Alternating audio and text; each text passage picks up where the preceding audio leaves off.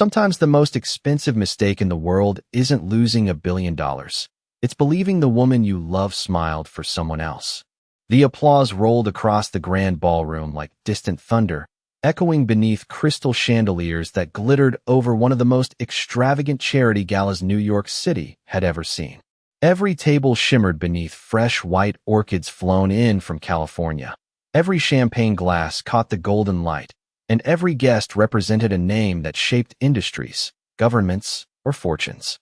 Reporters lined the back of the ballroom with cameras raised, waiting for the moment Nathaniel Hayes stepped onto the stage to announce the largest philanthropic investment his company had ever made. The event had already been called the Billion-Dollar Gala because Hayes Global had pledged more than $1 billion toward education, medical research, and affordable housing across America. For everyone in attendance, tonight was supposed to become another legendary chapter in Nathaniel's remarkable career. At 39, the white-haired billionaire had earned a reputation for impossible discipline, razor-sharp decisions, and a calm presence that never cracked under pressure. Investors trusted him. Competitors feared him. Employees admired him. Newspapers called him the man who could turn uncertainty into opportunity with nothing more than a quiet smile. Yet there was one person in the ballroom who had seen something entirely different beneath that polished image. Claire Bennett stood near the center of the room, adjusting the final details of an art installation that wrapped around the stage like a living story. As the gala's artistic director, she had spent nearly 4 exhausting months transforming an empty convention hall into something that felt less like a business event and more like hope itself. Every sculpture, every painting, every beam of warm light had been carefully chosen because she believed generosity deserved beauty. She stepped back, brushing a loose strand of blonde hair behind her ear, finally allowing herself a relieved smile. Nathaniel noticed her immediately. Even from nearly 50 feet away, surrounded by senators, celebrities, Fortune 500 executives, and television cameras, his eyes found only her. Hidden inside the inside pocket of his tailored tuxedo rested a small velvet box.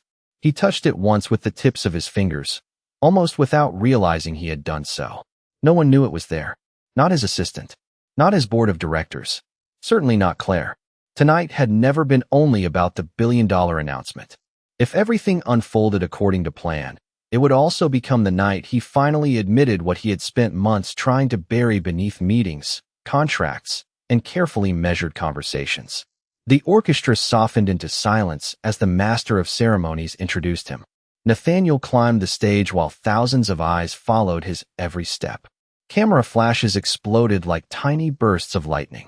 He reached the podium, adjusted the microphone, and offered the composed smile the world expected from him. "Good evening," he began, his steady voice filling every corner of the ballroom. "Tonight isn't about wealth. It's about what wealth can become when people decide kindness should outlive success." Another wave of applause rose. Nathaniel paused, letting it settle, then instinctively searched for Claire again. She had turned toward someone standing just beyond one of the marble columns. A tall man reached her first. Claire's expression changed instantly. Her eyes widened with surprise, then softened into the brightest smile Nathaniel had ever seen. She laughed quietly as the stranger embraced her shoulders with familiar warmth. Time seemed to slow until every sound inside the ballroom disappeared. Nathaniel couldn't hear the applause anymore. He couldn't hear the orchestra preparing for the next movement. He couldn't even hear his own breathing. All he saw was Claire smiling at another man with a happiness he had secretly dreamed would someday belong to him. His fingers tightened around the edges of the podium. The velvet ring box suddenly felt heavier than $1 billion. Nathaniel stared at Claire for one heartbeat longer, searching for any sign that he had misunderstood what he had just seen. But the stranger said something that made her laugh again, and the quiet certainty he had carried inside his heart for months seemed to collapse all at once. The carefully prepared words for his speech disappeared. The future he had imagined only hours earlier faded behind a wall of doubt he had never expected to feel. He lowered his eyes for a brief moment before looking back at the audience. Thousands of faces waited patiently. Television cameras remained fixed on him. His board members exchanged puzzled glances, sensing that something had changed, even if they could not explain what it was. Nathaniel inhaled slowly, forcing the same calm expression that had carried him through countless financial crises. "Ladies and gentlemen," he said, his voice still steady enough that only someone who knew him well would hear the strain beneath it. "I appreciate every one of you for being here tonight. However, due to unexpected circumstances, tonight's program will conclude earlier than planned. The charitable commitments announced this evening will move forward exactly as promised, but the remaining presentations and celebration will be postponed. Thank you for your understanding." Silence settled across the ballroom before whispers spread from one table to another like ripples across still water. The orchestra stopped playing. Reporters lowered their cameras in confusion before quickly raising them again. $1 billion had just been pledged to change countless lives. Yet the story every journalist would write tomorrow had suddenly become something entirely different. Nathaniel stepped away from the podium before anyone could stop him. His chief operating officer hurried toward the stage, calling his name in a polite but urgent voice, but Nathaniel simply handed him the microphone and continued walking. Every instinct told him to remain composed, to finish the evening, to smile for the cameras, to protect the reputation he had spent 15 years building. Instead, he chose distance over dignity because remaining in that ballroom suddenly felt impossible. Across the room, Claire finally noticed the unusual silence. She turned toward the stage just in time to see Nathaniel disappear behind the curtains. Confusion replaced the joy that had been on her face only moments before. "What happened?" she quietly asked. The man standing beside her looked toward the stage with the same puzzled expression. "I have no idea," he answered. Claire immediately excused herself and hurried across the ballroom, weaving between guests who were already speculating about canceled deals, market reactions, and hidden emergencies. She reached the backstage hallway only to find Nathaniel's executive assistant speaking rapidly into a phone while several security staff members tried to keep reporters from entering the restricted area. "Where is Nathaniel?" Claire asked. The assistant looked genuinely surprised to see her. "He already left through the private garage less than 2 minutes ago." Claire blinked. "He left?" Without saying anything. "He has never done this before," the assistant admitted softly. "Not once." Claire looked toward the empty hallway, unable to understand what could make the most disciplined man she had ever known abandon the biggest night of his professional life. Behind her, the ballroom buzzed with unanswered questions. Ahead of her, the private elevator doors had already closed. Somewhere beneath the city lights, Nathaniel Hayes was driving away from the most important evening of his career, completely unaware that the smile he could not forget had never belonged to another love story at all. Claire remained frozen in the quiet backstage hallway long after everyone else had rushed back to control the growing confusion inside the ballroom. She looked at the closed elevator doors as if they might suddenly open again, but they never did. Her phone remained silent. Nathaniel had not called. He had not sent a message. He had simply disappeared. She thanked the assistant before walking slowly toward the service entrance, replaying every moment of the evening in her mind. Had she overlooked something during the preparations? Had a major sponsor backed out? Had there been an emergency inside Hayes Global? None of the possibilities explained why Nathaniel had looked directly at her only seconds before ending the gala. Outside, cool autumn air drifted through the streets of Manhattan as black sedans carried disappointed guests away from the venue. Reporters gathered near the entrance, broadcasting live updates while speculating about financial scandals, medical emergencies, and secret negotiations. Claire slipped quietly through a side exit, hoping to avoid the cameras. The mysterious man who had greeted her inside the ballroom caught up with her just as she reached the sidewalk. "Claire," he called gently. She turned and managed a tired smile. "I am sorry. Tonight was supposed to be different." The man looked toward the brightly lit building before returning his attention to her. "Do not blame yourself for something you do not understand." Claire nodded, although uncertainty continued to grow inside her. "I just wish I knew why he left." The man hesitated before speaking again. "Maybe tomorrow will answer that question."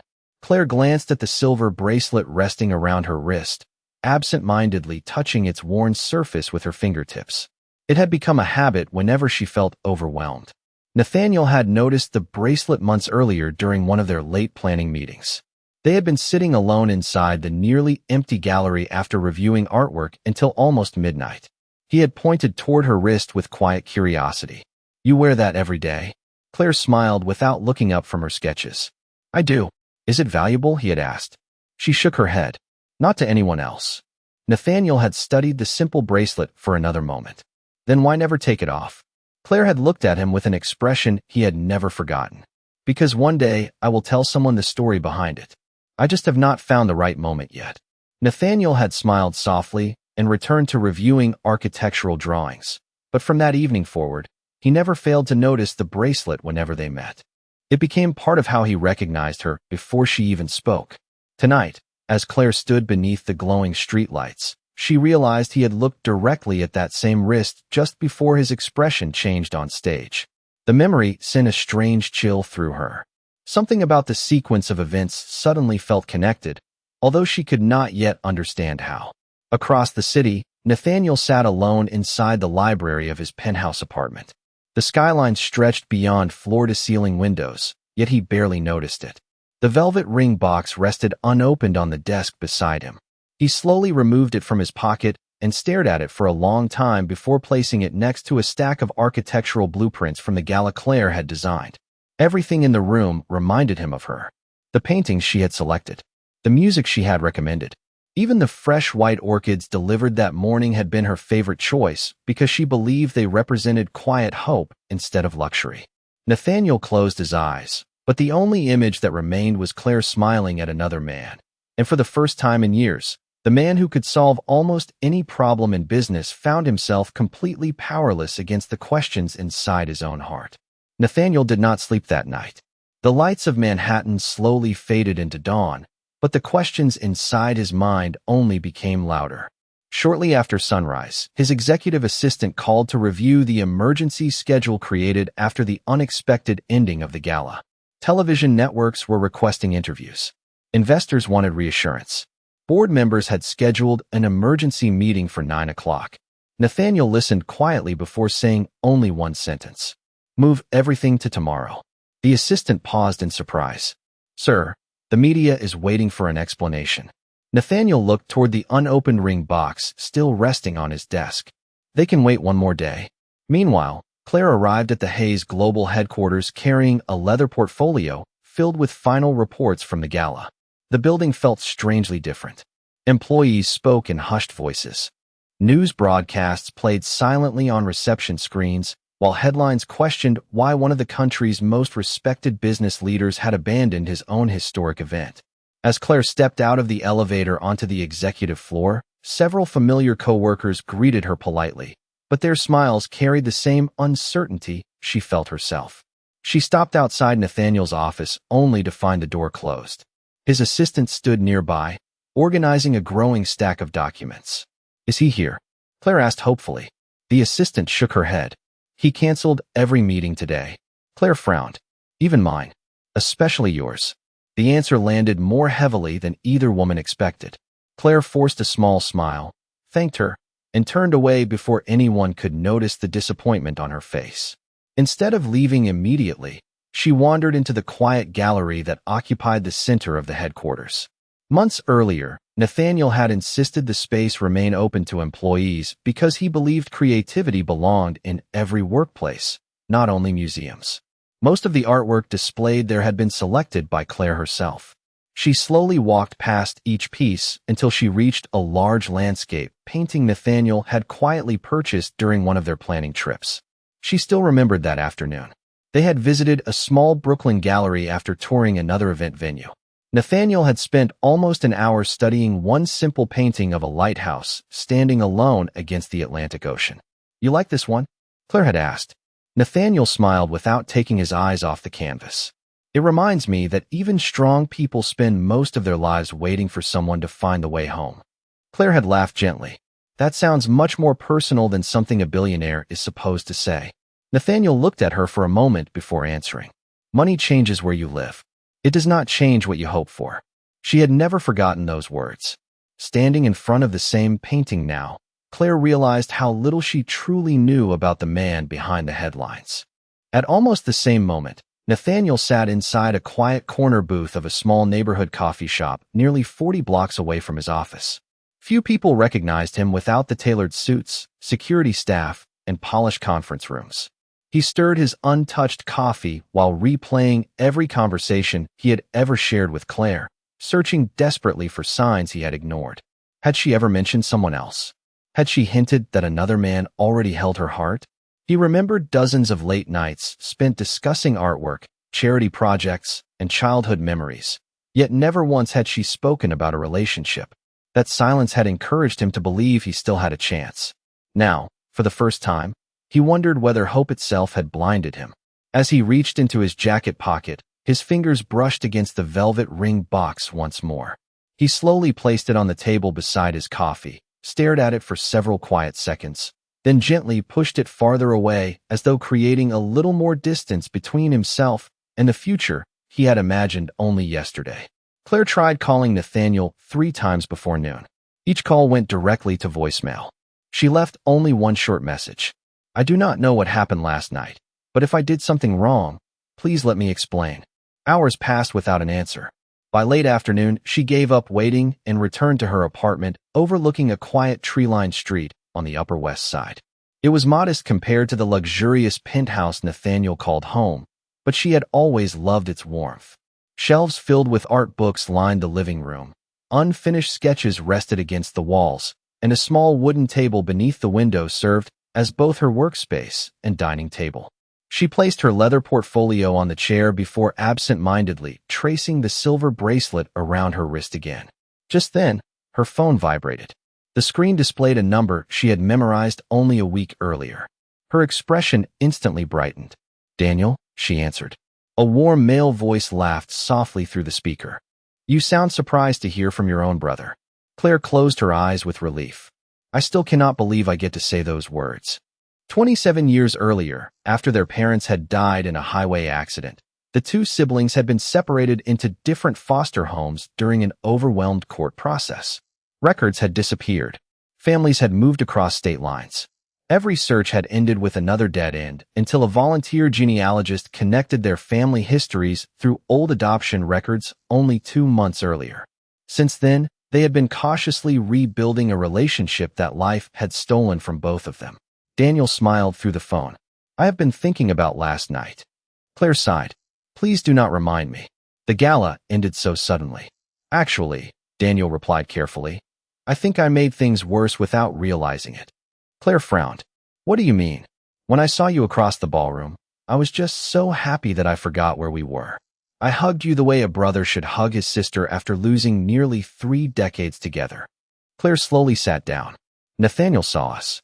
Daniel hesitated. "Did he know who I was?" Silence answered the question. Claire replayed the moment once again. Nathaniel had looked directly toward them only seconds before ending the event.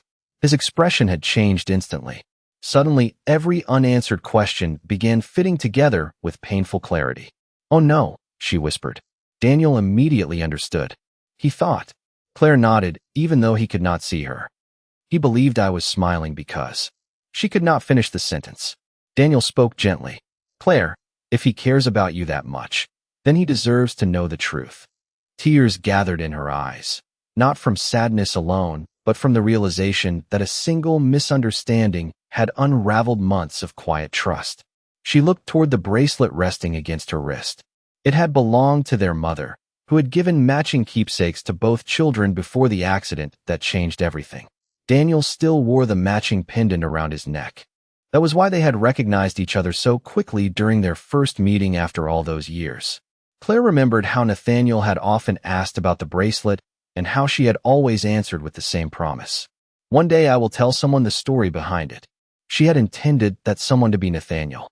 She had simply wanted to wait until she could tell the whole story without reopening old wounds.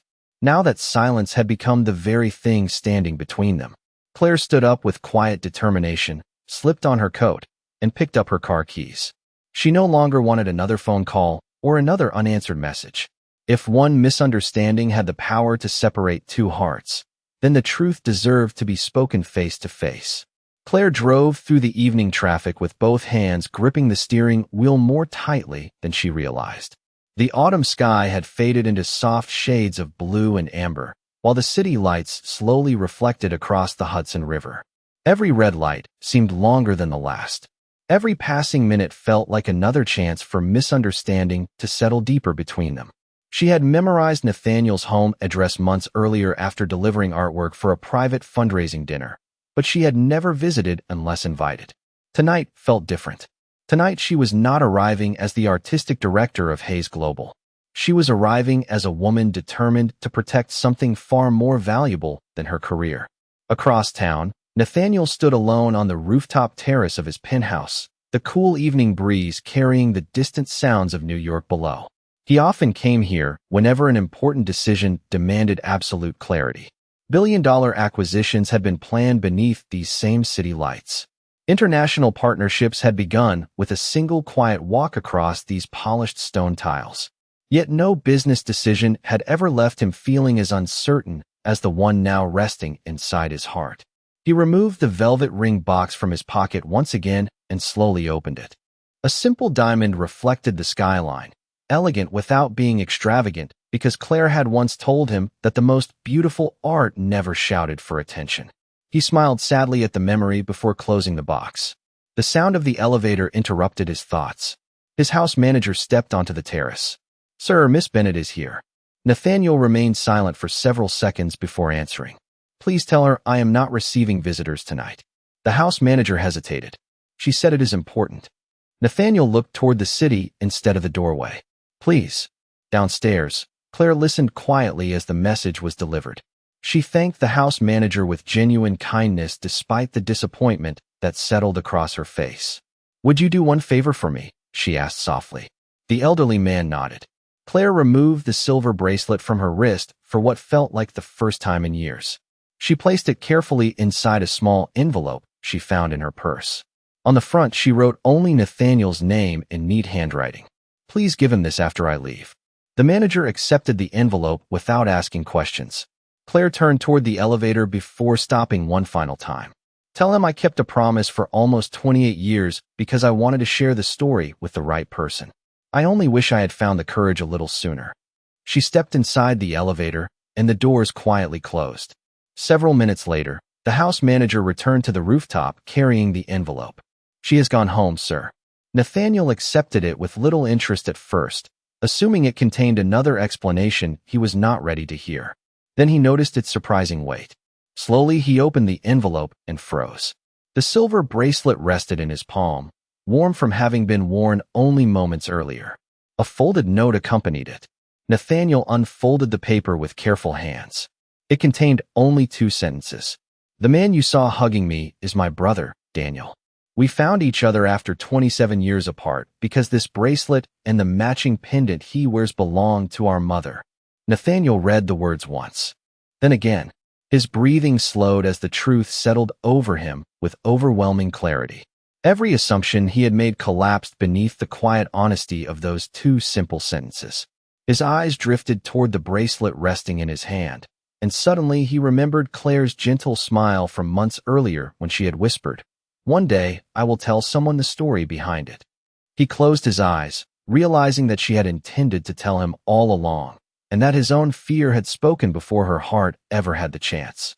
The sunrise found Nathaniel sitting in the same chair where he had spent most of the night, the silver bracelet still resting carefully beside the unopened ring box.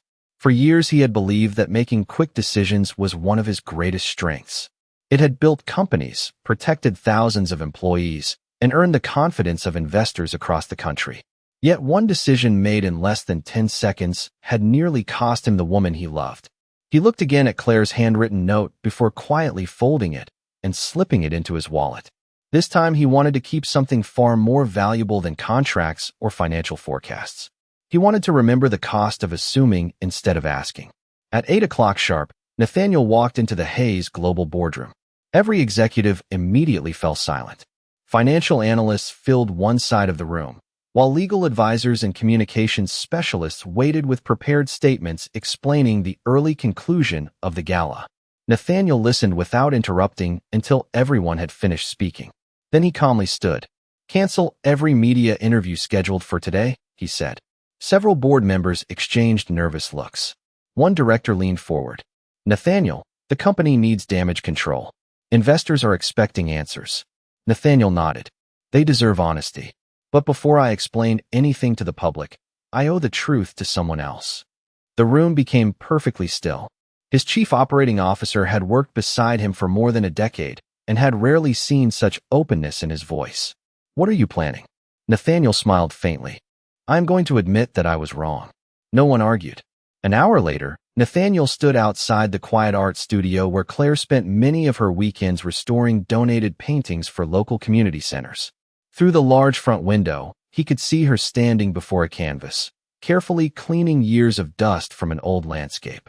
Sunlight poured across the wooden floor, giving the small studio a peaceful warmth completely different from the polished towers of corporate Manhattan. He remained outside for a moment, realizing that this was the place where Claire always became herself. There were no reporters, no executives, no billion-dollar decisions. Only paint, light, patience, and hope. Claire sensed someone at the door and looked up. The moment their eyes met, neither of them spoke. Nathaniel slowly stepped inside, holding the silver bracelet with both hands. "I believe this belongs to you," he said quietly. Claire accepted it with gentle care, but did not put it back on immediately. "Did you read the note?" she asked. Nathaniel nodded. "More times than I would like to admit." Silence settled comfortably between them for several seconds before he continued. "I should have asked one question instead of believing one moment." Claire looked at him with tired but kind eyes. "I should have trusted you enough to tell you my story before life forced it into the open." Nathaniel lowered his head. "Claire, I ended the most important night of my career because I convinced myself I had already lost the most important person in my life. The truth is, I never gave you the chance to explain." Claire slowly fastened the bracelet around her wrist again. "And I never gave you the chance to know why it mattered so much." Nathaniel reached into his jacket pocket, but instead of taking out the ring box, he removed only the folded note she had written. "May I keep this?" he asked softly. Claire smiled for the first time since the gala. "Only if you promise to remember what it taught both of us." Nathaniel looked directly into her eyes. "I will remember it for the rest of my life, because it reminded me that trust is not built by perfect moments. It is built by choosing to ask before choosing to fear." 3 days later, instead of rescheduling the extravagant gala, Nathaniel announced something no one inside Hayes Global expected. The ballroom that had been reserved for celebrities, executives, and exclusive guests would remain empty. Every catering contract was redirected to community organizations across New York City. The elaborate decorations were donated to children's hospitals, senior centers, and neighborhood art programs. The expensive floral arrangements brightened shelters and public libraries instead of luxury banquet tables. Reporters struggled to understand the sudden change, but Nathaniel declined every interview until one final invitation appeared on the official company website. It simply read, "Join us Saturday afternoon in Riverside Park. Everyone is welcome. No admission tickets. No dress code. No reserved seating." On Saturday, families arrived carrying folding chairs and picnic blankets. College students wandered through rows of paintings displayed beneath white tents. Local musicians performed on a simple wooden stage. Food trucks lined the walkways, offering free meals paid for by the Hayes Foundation. Volunteers handed out sketchbooks and paint sets to children, while retired artists demonstrated watercolor techniques to anyone interested. Claire stood quietly near the entrance, amazed by what surrounded her. The expensive gala she had spent months designing had transformed into something far more personal. Instead of impressing wealthy donors for one evening, it welcomed thousands of ordinary people who had never attended an art exhibition before. Nathaniel walked toward her wearing a navy sport coat instead of his usual tailored business suit. For the first time since they had met, there was no security team surrounding him, no executives waiting beside him, and no cameras demanding his attention. He looked around the park before smiling gently. "You once told me that art should never belong only to people who can afford invitations." Claire nodded, remembering a conversation they had shared while reviewing gallery layouts months earlier. "I said beauty becomes more valuable when everyone can experience it." Nathaniel looked back at the families exploring the exhibits. "You were right. I just needed a very painful lesson before I finally understood." Claire studied the joyful crowd. Children laughed while painting colorful landscapes. Elderly couples paused to admire sculptures that had once been destined for the exclusive ballroom. Young musicians performed without worrying whether anyone important was listening. The entire afternoon felt lighter than the glamorous evening they had originally planned. Nathaniel reached into his jacket pocket and removed the velvet ring box once more. This time he did not kneel immediately. Instead, he opened the small box and revealed the elegant diamond ring inside. 3 nights ago, he said quietly, I almost asked you a question while carrying fear in my heart. Today I want to ask it while carrying trust instead. Claire's eyes filled with emotion as he gently took her left hand. Before sliding the ring onto her finger, he carefully removed the silver bracelet and held it with great respect. This bracelet tells the story of where you came from, he said softly. I never want you to leave that story behind. He handed the bracelet back to her before placing the ring beside it on the same hand. The bracelet reminds you of your family. I hope this ring reminds you that you never have to carry your future alone.